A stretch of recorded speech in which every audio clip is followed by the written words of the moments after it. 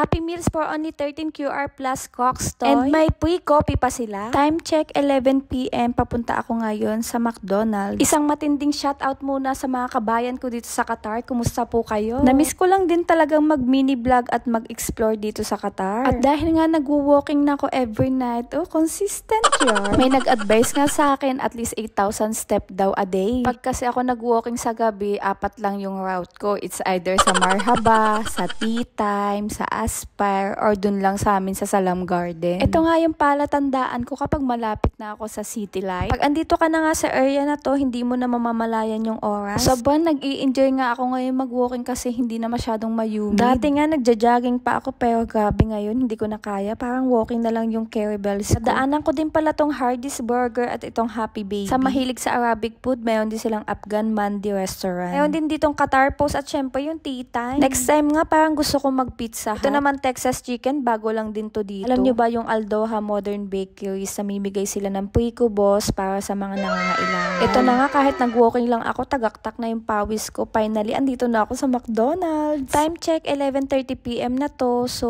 wala na masyadong tao kasi gabi na. Ito nga yung mga affordable dessert nila na perfect sa kape. Nag-order pala kami sa Timo ni Lolo at may sukli siyang 34 reals kaya binigay niya na lang sa akin. Kaya ito ako, bibili ng Happy Meal Kids. At nag-add nga lang ako ng 1 real para sa cheeseburger. Sa halagang 14 real nga, mayroon ka ng cheeseburger, fries, drinks, at saka itong Cox Toy. O diba? Ang cute niya!